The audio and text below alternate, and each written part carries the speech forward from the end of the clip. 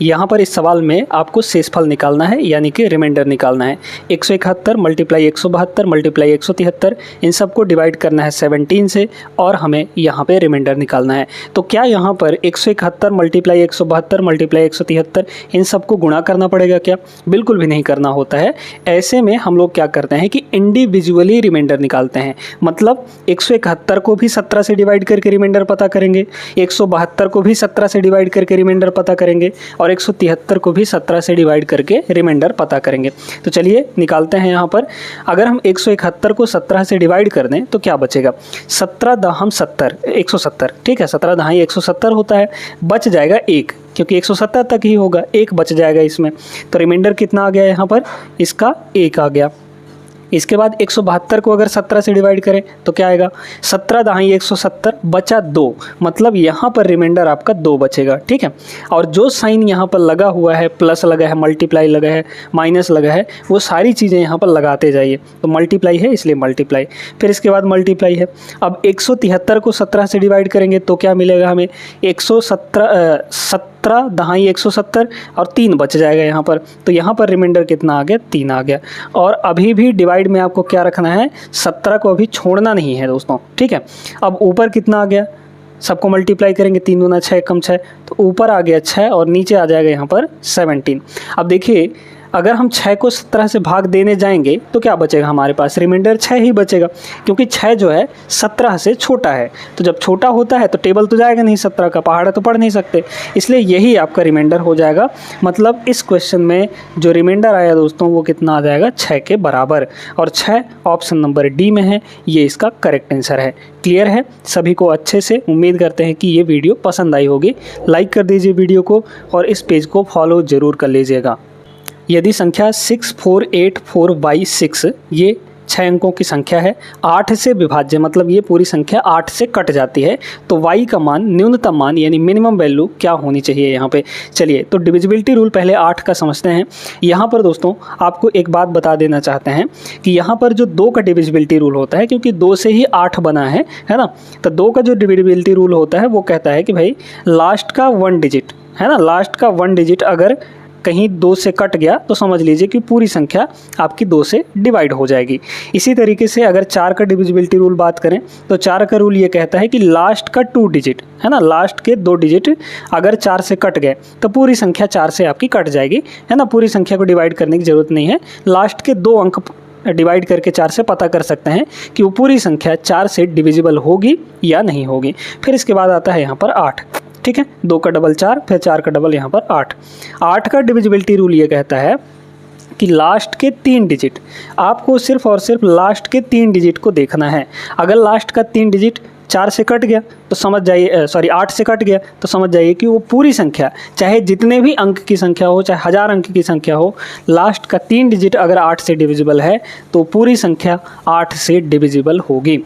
मतलब इसमें ये है कि हमारे पास ये जो 6 अंकों की संख्या इतनी लंबी चौड़ी दी गई है, ये 8 से डिविजिबल है, मतलब इसके लास्ट का 3 डिजिट 8 से कट रहा होगा। तो लास्ट के 3 डिजिट कौन कौन है? 4y और 6, तो यहाँ पर 4y और 6, ये 8 से डिविजिबल है। ये 8 से क्या है? डिविजिबल है। अब जब ये 8 से डिविजिबल है तो यहाँ पे y की मिनिमम वैल्यू हम क्या ले सकते हैं? ठीक है, मिनिमम वैल्यू क्या ले सकते हैं?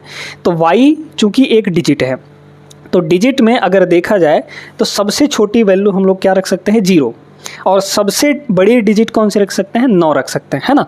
तो सबसे छोटा लेंगे, लेकिन हमें ऑप्शन के हिसाब से चलना है, क्योंकि ऑप्शन में आपके y के वैल्यू दिए गए हैं, तो ऑप्शन के हिसाब से चलिए। सबसे छोटा वैल्यू कौन सा है? यहाँ पर 1 है ना, 1 है इन चारों ऑप्शन में, तो इसको रखिए।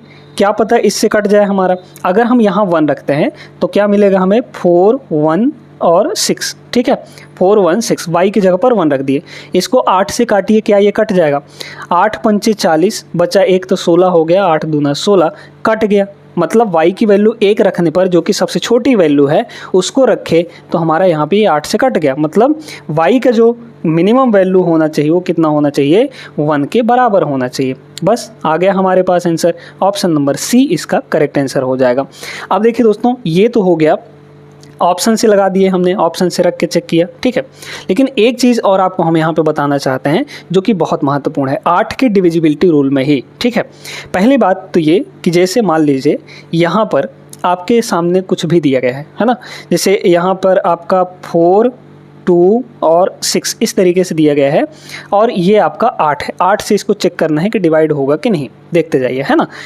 लास्ट के सिर्फ 3 डिजिट हमने उठाया है। अब इसमें अगर पहला डिजिट है ना, ये वाला इवन नंबर है, ये कैसा है, इवन नंबर है, तो जब भी ये इवन नंबर होता है तो इसको मत चेक करिए, आप इन दोनों को चेक करिए। क्लियर है, आप इन दोनों को चेक करिए, क्या ये 8 से कट रहे हैं, नहीं कट रहे हैं। जैसे इसमें देखिए ना, यहाँ पर ये इवन नंबर है, मतलब लास्ट के 2 अंक 8 से कटने चाहिए।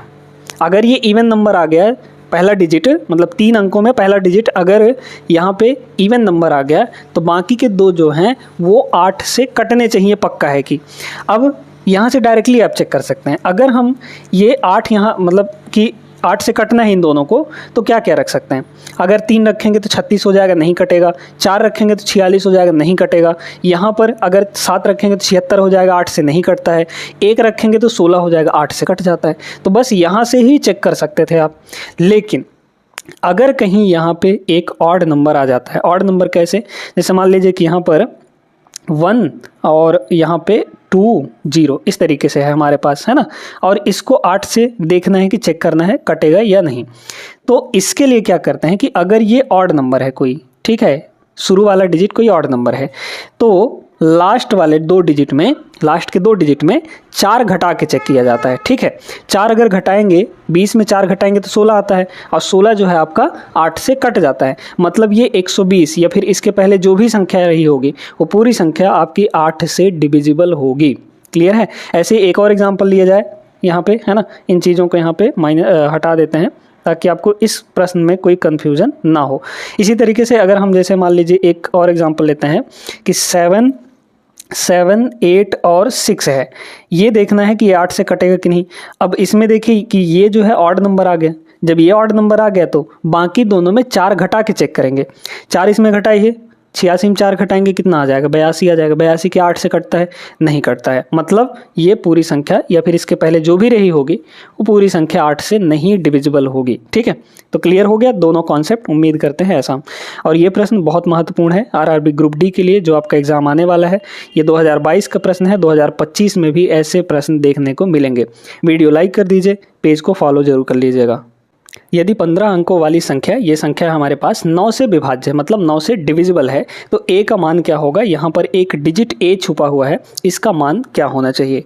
हम a की ऐसी कौन सी वैल्यू रख दें कि ये पूरी संख्या 9 से कट जाए। इसके लिए हमें क्या करना पड़ेगा, 9 का डिविजिबिलिटी रूल पता होना चाहिए, तभी आप लगा सकते हैं इस तरह के सवालों को।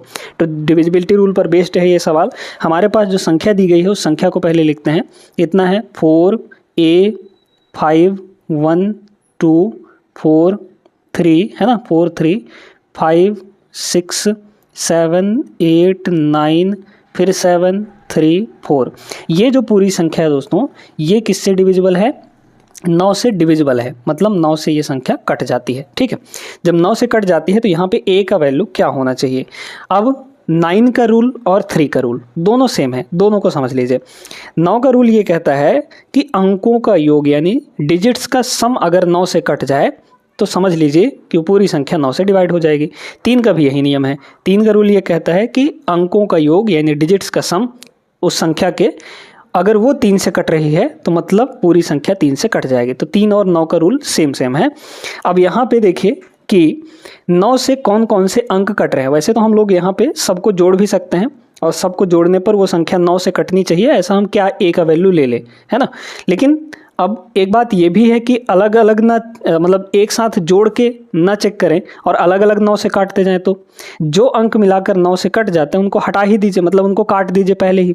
ठीक है, तो कौन कौन से कटेंगे, पहली बात तो यहाँ पर ये जो 9 है अकेला 9 से कट जाएगा, काट दीजिए उसको। ठीक है, फिर यहाँ पर 6 और 3 मिलाकर कट जाएगा, है ना। फिर यहाँ पर 4 और 5 ये दोनों मिलाकर कट जाएंगे 9 से, 4 5 9 होता है। फिर यहाँ पर एक 5 और है और ये 4 है, ये भी 9 से कट जाएगा। फिर इसके बाद देखिए यहाँ पर ये 7 है और ये 2 9, 7 2 9 होता है, ये भी कट गया 9 से। फिर 8 और 1 9, 8 1 9 होता है, ये भी कट गया आपका 9 से। बचे क्या क्या हैं अब यहाँ पर, तो बचे हैं इसमें 7 3 4 और यहाँ पर ए बचा हुआ है, तो सबको जोड़ लीजिए। 7 3 10, 10 और 4 14, 14 प्लस ए, है ना, तो सभी को जोड़ेंगे 14 प्लस ए आएगा और ये 9 से डिवाइड होना चाहिए। अब 9 से डिवाइड होने के लिए ए की वैल्यू क्या रख दें हम, बताइए। 9 दूना 18 होता है, मतलब अगर ऊपर 18 हो जाए कहीं से तो हमारी ये संख्या 9 से कट जाएगी।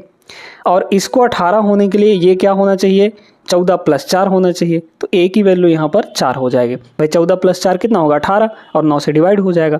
तो ए की जो वैल्यू है, ए की वैल्यू वो कितनी होनी चाहिए दोस्तों, यहाँ पर ए की वैल्यू 4 के बराबर। ऑप्शन नंबर बी इसका करेक्ट आंसर हो जाएगा। तो 9 का रूल और 3 का रूल दोनों इसमें इस वीडियो में समझा दिए हैं आपको। वीडियो अच्छी लगी हो तो लाइक कर देना है और पेज को भी फॉलो कर लीजिए। जब एक संख्या n को 5 से भाग देने पर शेषफल यानी रिमाइंडर 2 बचता है, तो संख्या n स्क्वायर को 5 से भाग देने पर शेषफल कितना बचेगा। अब इसमें देखिए कि यहाँ पर संख्या n है, इस संख्या को कह रहा है, इस संख्या n को, कि अगर 5 से डिवाइड कर दिया जाए तो रिमाइंडर ये कितना निकाल कर देगा, 2 बचा के देगा। ठीक है, कोई भी संख्या ऐसी जिसको 5 से अगर डिवाइड करें तो रिमाइंडर यहाँ पे कितना दे देगा, 2 दे देगा। अब यहाँ पे एक तो ये है कि आप कोई संख्या ऐसी मानिए, है ना, n की जगह पर, जो कि 5 से डिवाइड करने पर रिमाइंडर 2 दे दे, है ना।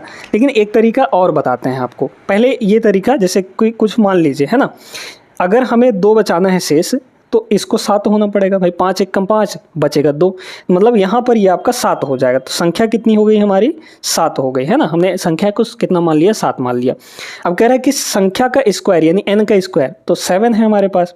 तो 7 के स्क्वायर को अगर हम 5 से डिवाइड करना चाहें तो कितना देगा ये, 7 का स्क्वायर कितना होता है, 49, और डिवाइड बाई 5 यहाँ पर कितनी बार जाएगा, 5 नहीं हो 45, 5 9 45, बचेगा कितना यहाँ पर, रिमाइंडर 4 के बराबर। ठीक है, तो हमारे पास रिमाइंडर कितना आ गया, 4। ऑप्शन नंबर सी होगा।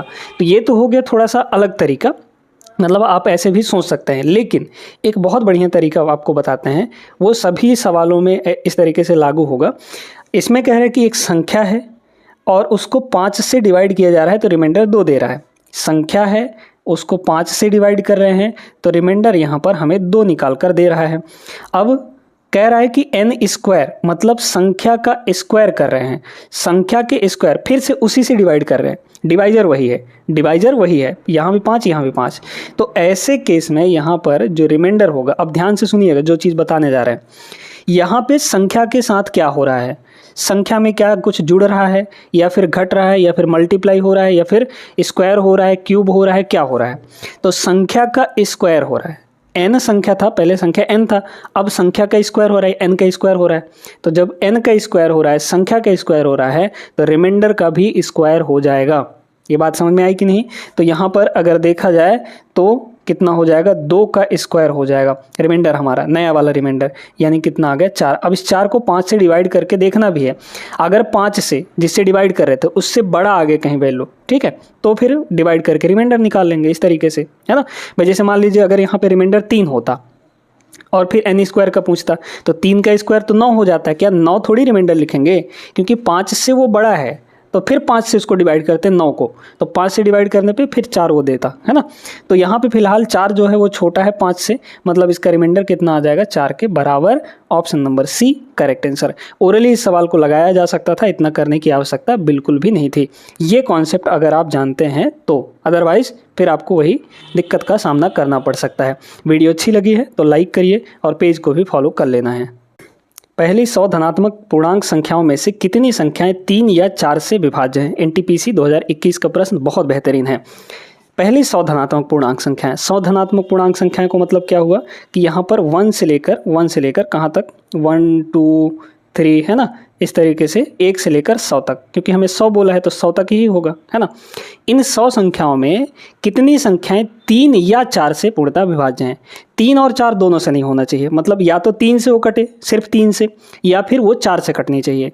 ऐसा नहीं होना चाहिए कि यहाँ पर वो भी संख्या शामिल हो जाए जो 3 और 4 दोनों से कट रही हो। जैसे 12 होता है जो 3 और 4 दोनों से कटता है, 24 जो होता है वो 3 और 4 दोनों से कटता है। तो हमें ऐसी संख्याओं को नहीं लेना, हमें सिर्फ ये पता करना है कि या तो वो संख्या 3 से कट रही हो या फिर 4 से कट रही हो। ऐसी संख्याओं की कितनी संख्या है ना, कितनी संख्याएं हैं यहाँ पर 1 से 100 के बीच में। अब बात आती है यहाँ पर करेंगे कैसे।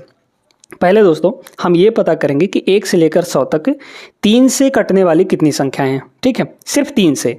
तो अगर हम ये कहें कि हमारे पास टोटल कितनी संख्याएं हैं, 100 संख्याएं हैं, है ना, तो 100 को ले लीजिए और 3 की संख्या पता करनी है, मतलब 3 से कटने वाली संख्या पता करनी है। तो यहाँ पर आप इसको 3 से डिवाइड कर लीजिए, पूरा जितनी बार डिवाइड होता है बस उतना ही लीजिए। तो 33 या 99 होता है, मतलब ये आ गया 33, है ना। अब फिर से ये देखना है कि 4 से भी पूछा है, तो ये पता करिए कि 4 से कटने वाली संख्याएं कितनी है यहाँ पर 100 तक में, है ना, 100 तक में। तो 4 से कटने वाली संख्याएं कितनी हो जाएंगी यहाँ पर 25 हो जाएंगी, सॉरी 25 चौके 100। ठीक है, ये हो गया। अब इन दोनों संख्याओं में जैसे अगर देखा जाए कि यहाँ पर 25 और 33 जोड़ेंगे तो कितना हो जाएगा, 3 2 5 5 3 8 यानी 58 हो जाएगा। ये 58 संख्याओं में भाई कुछ तो सिर्फ 3 से कटने वाली हैं, कुछ सिर्फ 4 से कटने वाली हैं, लेकिन कुछ ऐसी संख्याएं भी हैं जो 3 और 4 दोनों से कट रही हैं, है ना, 3 और 4 दोनों से कट रही हैं। इस 58 में वो भी शामिल है, इसलिए 58 को टिक नहीं करेंगे, ये आपका आंसर नहीं होगा। इस 58 में से हमें उन संख्याओं को निकालना है जो 3 और 4 दोनों से कट रही होंगी, क्योंकि हमें वो नहीं चाहिए, 3 या 4 बोला है। ठीक है, तो 3 और 4 से कटने वाली संख्याएं वही होती हैं जो 3 इंटू 4 कितना होता है, क्योंकि ये दोनों को प्राइम है ना, 3 और 4 का एलसीएम। ठीक है, 3 और 4 का एलसीएम कितना आ जाएगा 12।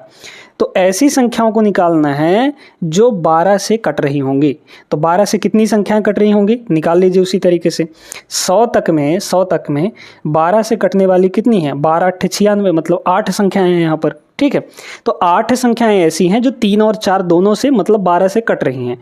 तो हमें इसमें से 58 में से कितना निकाल देना है, 8 संख्याएं निकाल देंगे तो कितना बचेगा 50 संख्याएं हैं जो प्योरली या तो 3 से या फिर 4 से, दोनों से नहीं कट रही होंगी। ठीक है, तो ऑप्शन नंबर ए यहाँ पे करेक्ट आंसर होगा। ये था इस सवाल को लगाने का, सोचने का तरीका। आई होप समझ गए होंगे आप लोग। वीडियो अगर अच्छी लगी हो तो लाइक कर दीजिए और पेज को फॉलो कर लीजिएगा। 47 से विभाजित होने वाली 4 अंकों की सबसे छोटी संख्या कौन सी होगी, यानी 4 डिजिट का सबसे छोटा नंबर जो 47 से डिवाइड हो रहा हो। ठीक है, कैसे करेंगे, अब आप जानते हैं कि 4 अंकों की जो सबसे छोटी संख्या होती है वो कितनी होती है, 1000 होती है। ठीक है, तो हमारे पास 4 अंकों की जो सबसे छोटी संख्या है, सबसे मिनिमम वैल्यू है, वो 1000 है। इस 1000 को किससे डिवाइड करिए, 47 से, है ना, 47 से। तो 47 से अगर हम इसको डिवाइड करने लग गए तो कितना होगा, 47 2 बार जाएगा, पहले तो ये 2 हो गया। ठीक है, 47 दूना कितना होता है 94, ये हो गया 94। बचा कितना यहाँ पे 6 बच जाएगा। ठीक है, तो ये हो गया 60। अब इसके बाद एक बार जाएगा तो यहाँ हुआ 47। अब कितना है, ये आ जाएगा 3, है ना, और यहाँ पर 13, ये 13 आ गया, रिमाइंडर हमारे पास 13 आ गया। अब ये 13 बच रहा है दोस्तों। अगर 1000 में से 13 को निकाल दिया जाए, मतलब 13 कम होता, तो जैसे ही 1000 में 13 कम करेंगे 987 आएगा, और 987 जो है आपका 3 डिजिट का बन जाएगा। मतलब अगर 987 रहा होता तो कट जाता किससे, 47 से, लेकिन यहाँ पर है 1000।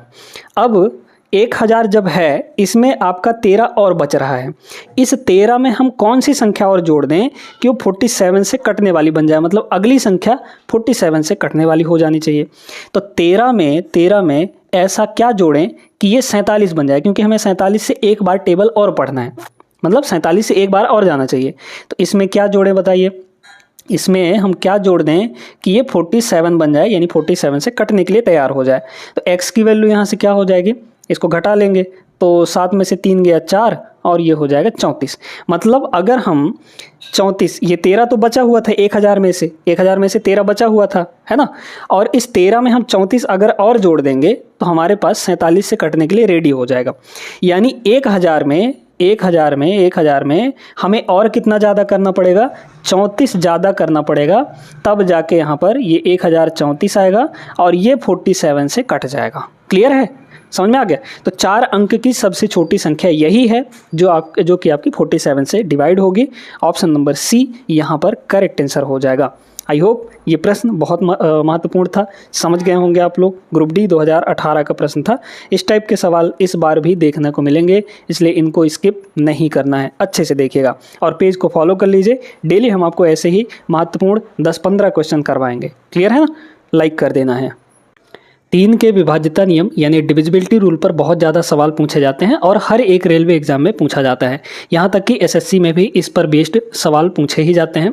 हमारे सामने एक सवाल है आरआरबी आरपीएफ एसआई का है 2019 का प्रश्न, जो कि 3 के डिविजिबिलिटी रूल पर आधारित है। ये एक संख्या है 276x1, ये 3 से विभाज्य है, मतलब ये पूरी संख्या 3 से कट जा रही है, 3 से डिविजिबल है। तो x के संभावित मानों का योग क्या होगा? यहाँ पर जो एक डिजिट दिया गया है आपको दिख रहा होगा x, इसके कौन कौन से संभावित मान, कौन कौन से वैल्यू हो सकते हैं पॉसिबल, उनके सभी वैल्यूज का यहाँ पे सम बताना है, यानी कि टोटल बताना है। ठीक है, तो चलिए पहले जान लेते हैं कि 3 का डिविजिबिलिटी रूल क्या होता है, कैसे ये काम करता है। 3 का डिविजिबिलिटी रूल ये होता है दोस्तों कि अगर किसी संख्या के सभी अंकों का योग, जितने भी डिजिट हैं उसमें, उन सभी का सम 3 से डिविजिबल है, 3 से कट जाता है, तो वो पूरी संख्या 3 से कट जाएगी। हमारे पास जो संख्या दी गई है वो है 2, 7, 6, x और 1। ये संख्या 3 से डिवाइड हो जा रही है, 3 से डिवाइड हो जा रही है, मतलब इसके अंकों का योग भी 3 से कट रहा होगा, है ना। जब ये पूरी संख्या 3 से डिवाइड हो रहा है, मतलब इसके सभी अंकों का जो टोटल है, सभी डिजिट्स का जो सम है, वो भी 3 से डिवाइड हो जा रहा होगा। अब इसमें आपको देखना है कि कौन कौन सा अंक मिलाकर 3 से कट रहा है। ठीक है, तो यहाँ पर आप जानते हैं कि 3 से 6 कटता है, 9 कटता है, 12 कटता है, इस तरीके से ये जो संख्याएं हैं 3 से कट जाती हैं। तो सबसे पहले यहाँ पर देखिए कि ये जो 2 है और 7, ये दोनों मिलाकर आपके 9 हो गए, और 9 जो है 3 से कट जाता है। ठीक है, तो ये 2 और 7 मिलाकर 9, मतलब ये 3 से कट जाएगा, तो इसको हटा दीजिए। ये 6 जो है अकेले 3 से कट जाता है, तो इसको भी हटा दीजिए। अब यहाँ पर 2 ही अंक बचे हुए हैं, x और 1। इन दोनों का सम किससे कटना चाहिए? यहाँ पर 3 से डिवाइड होना चाहिए। अब बताइए 3 से कौन कौन सी संख्याएं यहाँ पर डिवाइड हो सकती हैं? x का कौन कौन सा मान हम ले कि हमारे पास ये 3 से कट जाए, ऊपर वाला। ठीक है, अगर ऊपर 3 रहता तो भी 3 से कट जाता, अगर ऊपर 6 रहता तो भी 3 से कट जाता, अगर ऊपर 9 रहता तो भी 3 से कट जाता, है ना। 8 रहेगा तो कैसे कटेगा? तो अगर हम ऊपर 3 लाना चाहते हैं तो x की वैल्यू कितनी रखनी पड़ेगी? हमें 2 रखनी पड़ेगी, तब तो 2 + 1 3 होगा और 3 से कट जाएगा। ठीक है, तो एक वैल्यू हमारे पास x की कितनी आ गई? 2 आ गई। फिर इसके बाद x की दूसरी वैल्यू क्या हो सकती है? मान लीजिए हमें ऊपर 6 रखना है, तो 6 रखने के लिए x कितना होना चाहिए? x की वैल्यू होनी चाहिए 5 + 1, मतलब ये 5 होना चाहिए। तो x की एक और वैल्यू कितनी आ गई? 5 आ गई।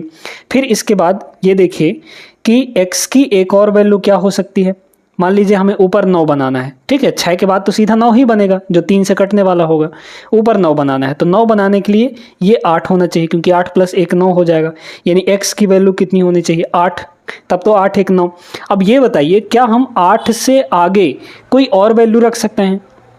x की क्या कोई और वैल्यू रख सकते हैं? अब यहाँ पर ये सोचिए कि अगला नंबर 9 के बाद कौन सा होगा जो 3 से कटेगा? 12 होता है ना।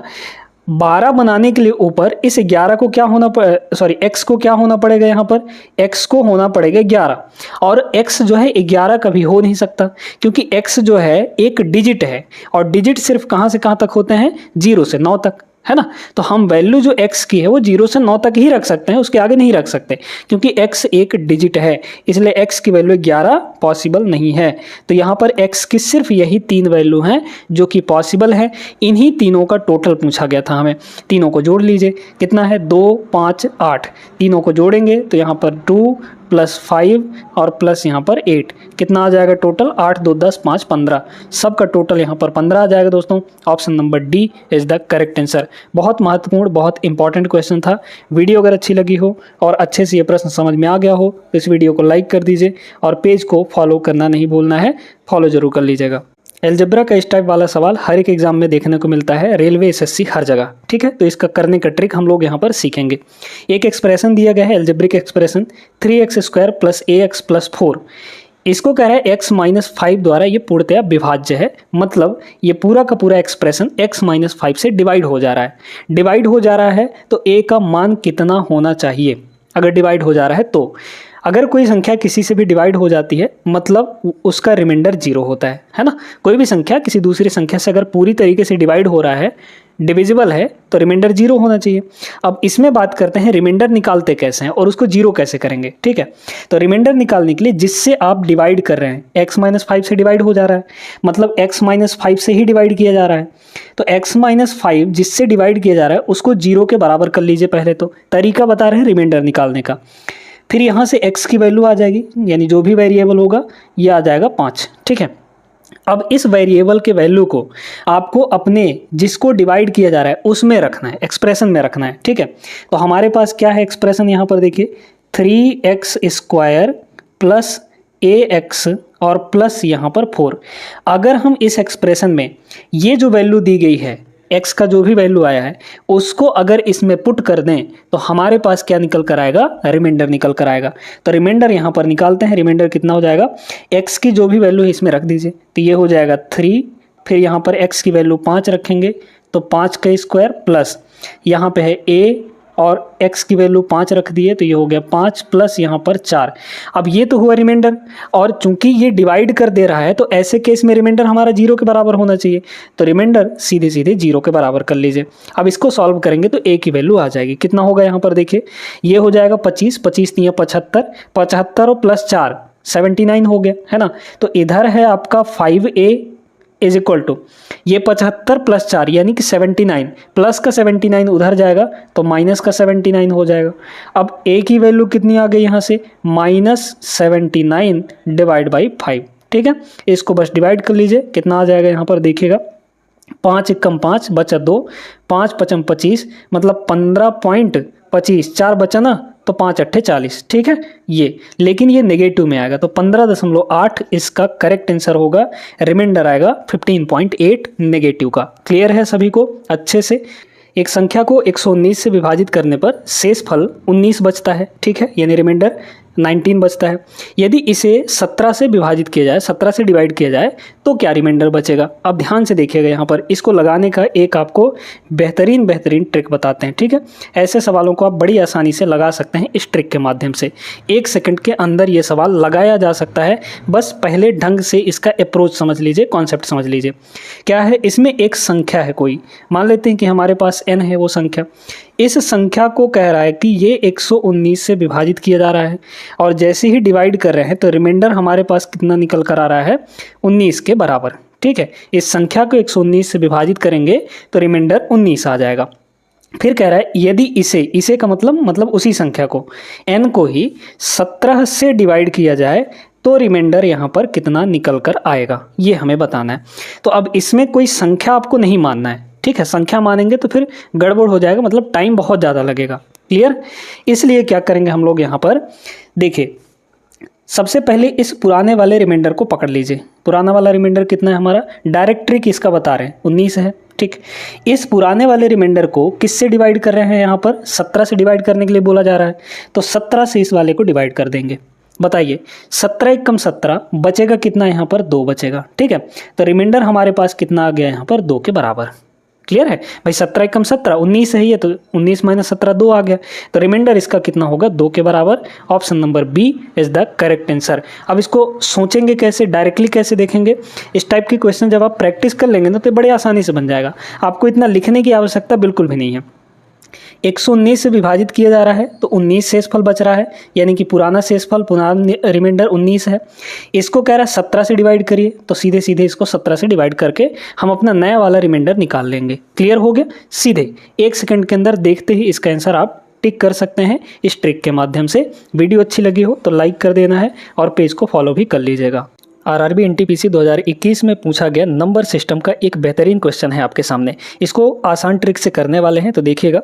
यदि पी क्यू एक 2 अंकों वाली संख्या है, 2 डिजिट की कोई एक संख्या है पी क्यू, तो P Q minus Q P निम्नलिखित में से किस से पूर्णतया विभाज्य होगा। कॉन्सेप्ट अगर जानते हैं तो 1 सेकंड के अंदर टिक कर सकते हैं, लेकिन अगर नहीं जानते हैं तो समझिए पहले, ताकि आप 1 सेकंड के अंदर इस सवाल को टिक कर पाएँ। यहाँ पर 2 अंकों की कोई संख्या है, जैसे हम मान लेते हैं यहाँ पे कि कोई हमारे पास एक संख्या है यहाँ पर, तो संख्या हमारे पास मान लेते हैं कि यहाँ पर 35 है, ठीक है। यहाँ पर क्या है हमारे पास 35, तो यहाँ पर हमारे पास 35 एक संख्या है 2 अंकों की, ये P है ये Q है ना। अब यहाँ पर बोला गया कि PQ माइनस QP, यानी दोनों का डिफरेंस कब, जब यहाँ पे उलट देते हैं। भाई यहाँ पे क्यू पहले क्या है, यूनिट डिजिट, फिर टेंस प्लेस में क्या है यहाँ पर पी है, लेकिन यहाँ पे उल्टा हो गया, यूनिट डिजिट वाला टेंस प्लेस पे आ गया और टेंस प्लेस वाला यूनिट डिजिट पे चला गया, है ना। मतलब हमें उलटना है इसको। अगर ये 3 5 है तो क्यू पी क्या होगा, क्यू पी यहाँ पे 5 3 हो जाएगा कि नहीं। इन दोनों का हमें डिफरेंस देखना है कि ये किससे डिवाइड होगा। आप ऐसे कई सारे एग्जाम्पल ले लेके आप पता कर सकते हैं, लेकिन बाद में एक आपको ट्रिक बताएंगे, वो ट्रिक ध्यान रखिएगा, इसलिए आप इस सवाल को अच्छे से कर पाएंगे, है ना। ट्रिक याद रखेंगे तो। अब देखिए, अगर डिफरेंस इनका देखा जाए तो 53 में 35 घटाइए, 53 में अगर 35 घटाएंगे, 13 में से 5 गया, ये हो जाएगा 8, है ना। और फिर यहाँ पे बचा आपका कितना, 4, तो 4 में से 3 गया तो ये हो जाएगा 1, ये हो गया हमारे पास 18।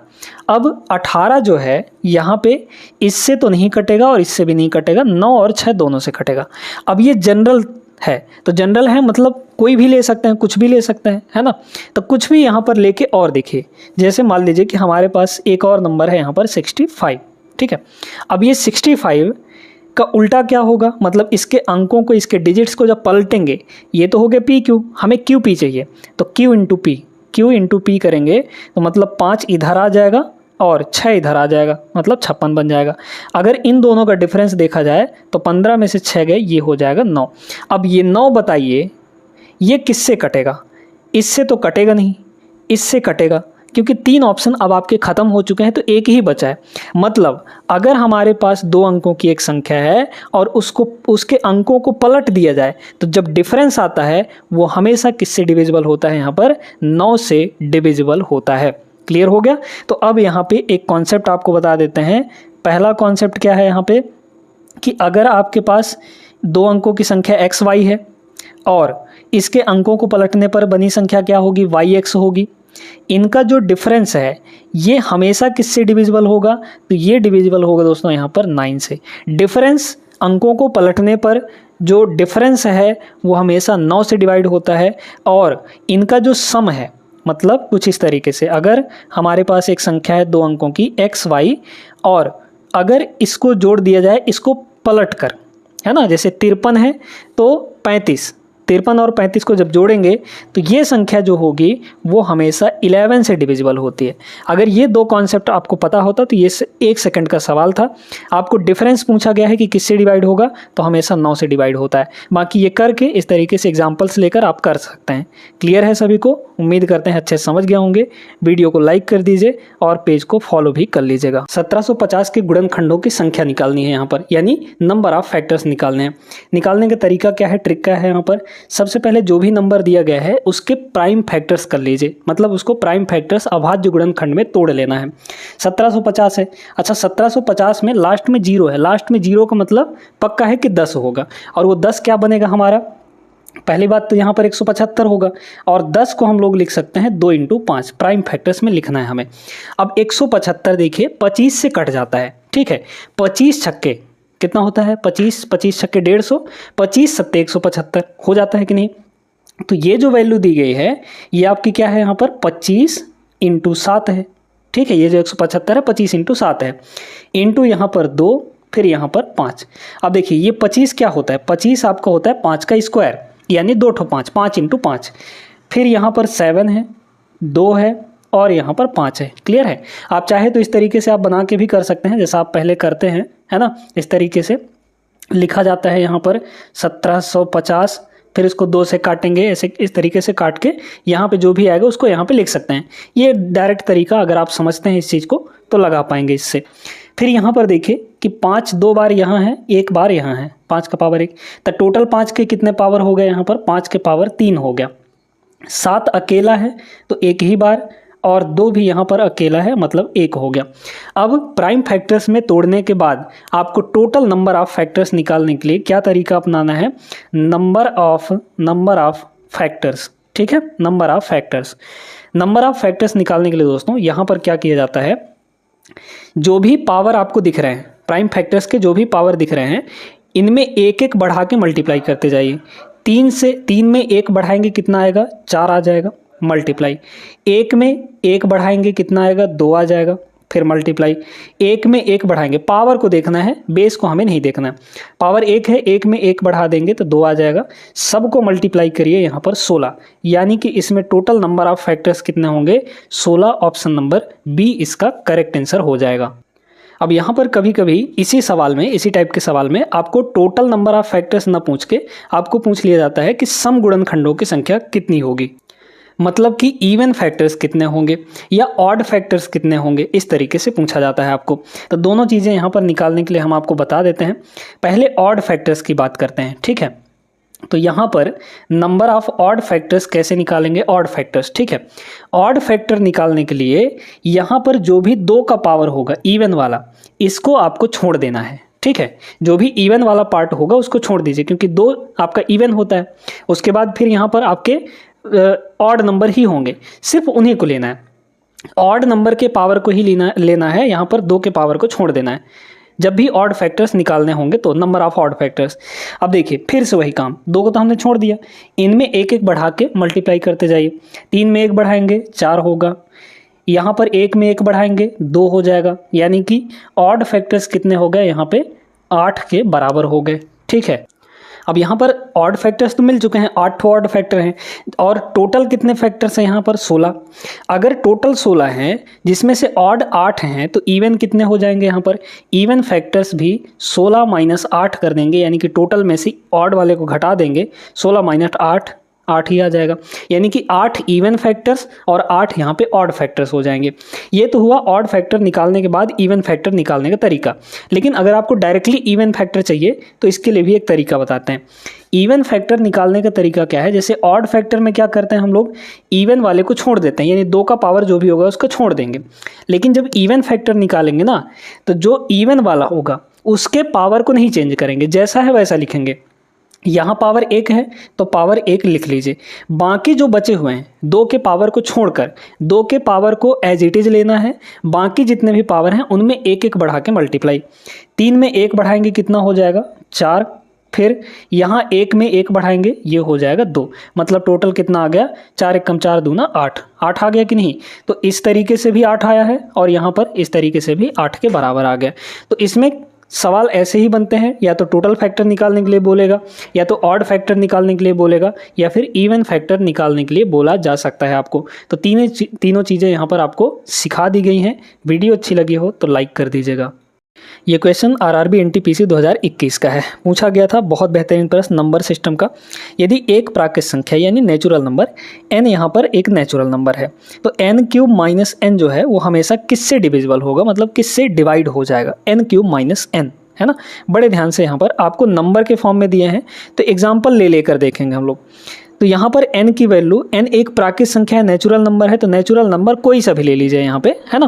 तो 1 से लेकर शुरू करिए, 1 ले लीजिए, 2 ले लीजिए, 3 ले लीजिए, 4 ले लीजिए, 5 ले लीजिए, इस तरीके से कोई भी यहाँ पर 1-2 ठो चेक कर लीजिए, उससे आपको समझ में आ जाएगा किससे डिवाइड होगा, है ना।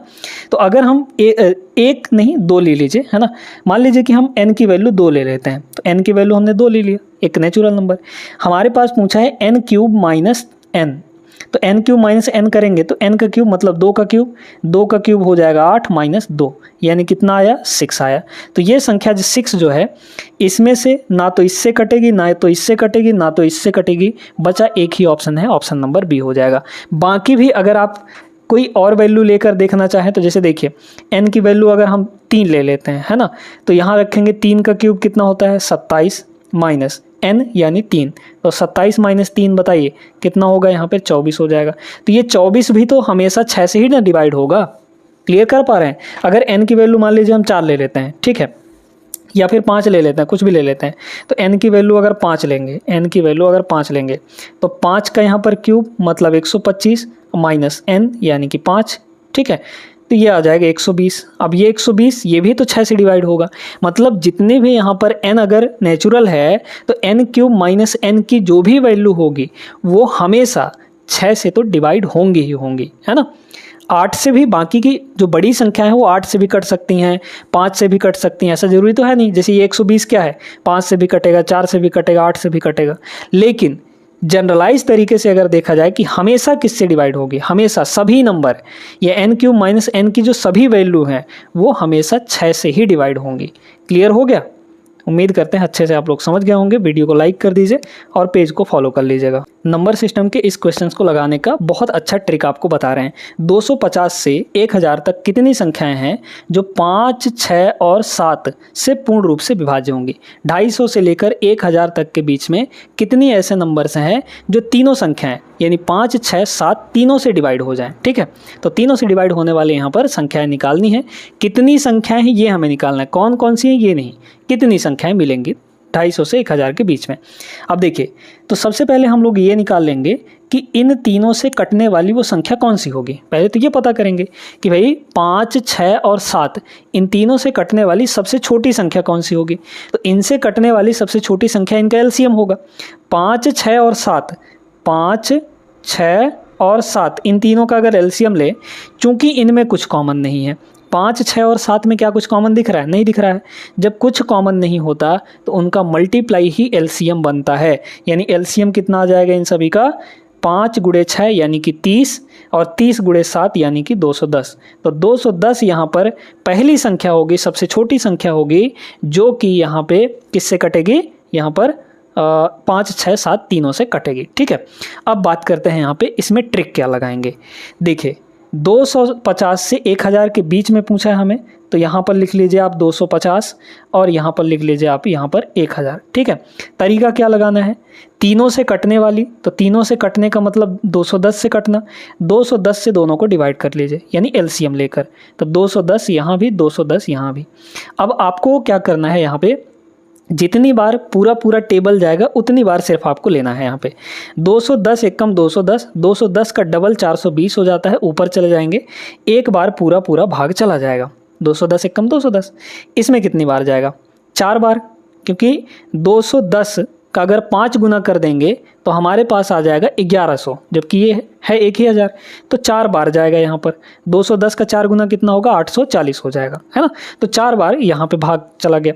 अब क्या करना है कि इन दोनों का डिफरेंस ले लेना है। 1 और 4 का डिफरेंस कितना आएगा यहाँ पर? 3 के बराबर। मतलब टोटल 250 और 1000 के बीच में 3 ऐसी संख्याएं हैं जो कि यहाँ पे 5, 6 और 7 तीनों से कटने वाली है। ठीक है, तो यहाँ पर ऑप्शन नंबर कौन सा हो जाएगा? D is the correct answer. अब ये कौन कौन सी संख्याएं होंगी ये कैसे पता करेंगे, देखते जाइए। अगर पहला संख्या देखा जाए तो कितना? 210 कटेगा, लेकिन ये तो 250 से पहले ही है, हमें 250 और 1000 के बीच का चाहिए। 210 का डबल करिए, मतलब टेबल पढ़ना है सिर्फ आपको। 210 का डबल कितना होता है? 420। ठीक है, 210 का 3 गुना 21 तियाँ कितना होता है? 63, यानी कि 630 अगला नंबर होगा। ठीक है, फिर इसके बाद 21 चौक 84, मतलब यहाँ पर 840 ये। फिर अगर 21 × 5 कर लेंगे, 21 के बाद 5 बार टेबल पढ़ लेंगे तो 1100 आ जाएगा। ये जो 1100 है, ये जो 1100 है, ये तो बाहर चला जाएगा, इसको लेंगे नहीं। तो मतलब 3 ही संख्याएं ऐसी हैं ये वाली जो कि 250 और 1000 के बीच में है, जो 5, 6 और 7 तीनों से डिवाइड होंगी। तो ये क्वेश्चन भी आपको अच्छे से क्लियर हो गया होगा। वीडियो अच्छी लगी हो तो लाइक कर दीजिए, पेज को फॉलो कर लीजिएगा और मिलेंगे हम लोग नेक्स्ट वीडियो पे। तब तक के लिए जय हिंद। आरआरबी एनटीपीसी 2021 में नंबर सिस्टम का ये प्रश्न बहुत बढ़िया पूछा गया था। इसको लगाने का एक बहुत अच्छा, बहुत आसान सा आपको ट्रिक बताते हैं। 1 सेकंड के अंदर इसका आंसर आ जाएगा अगर आप इस ट्रिक का यूज़ करते हैं। तो आपको पूछा गया है 300 और 1000 के बीच में कितनी संख्याएं हैं जो 7 से डिविजिबल हैं, 7 से कटने वाली हैं। ठीक है, तो 7 से कटने वाली हैं, इसलिए आप क्या करिए, यहाँ पर 300 और 1000 ये रेंज आपको दिया है, 300 1000 के बीच में चाहिए हमें। अब क्या करिए, 7 से डिविजिबल पूछा है तो इन दोनों को 7 से यहाँ पर डिवाइड कर लीजिए। अब जितनी बार पूरा डिवाइड हो जाता है उतनी बार डिवाइड कर लीजिए। अगर 300 को 7 से डिवाइड करेंगे तो कितना होगा? 7 चौके 28, बचा 2 तो यहाँ पर 20 हो जाएगा। 7 दूना 14, क्योंकि 7 यहाँ 21 हो जाता है, 20 था, यहाँ 42 हो गया। इसको भी 7 से डिवाइड करिए तो 7 एक कम हो जाएगा 7, बचा 3 तो 30 हो गया। 7 चौके 28, फिर बचा यहाँ पर आपका 2 तो 20 हो गया। 7 दूना 14, मतलब यहाँ पर 42 आ गया। अब इन दोनों नंबर का सीधे सीधे यहाँ पे डिफरेंस ले लेना है। डिफरेंस लेंगे तो कितना आ जाएगा? 142 माइनस 42 करेंगे तो 100, यानी 100 संख्याएं ऐसी हैं 300 और 1000 के बीच में जो 7 से डिवाइड होने वाली नंबर्स हैं। 100 is the correct answer, option number D. समझ में आया सभी को? वीडियो लाइक कर दीजिए, पेज को फॉलो कर लीजिए।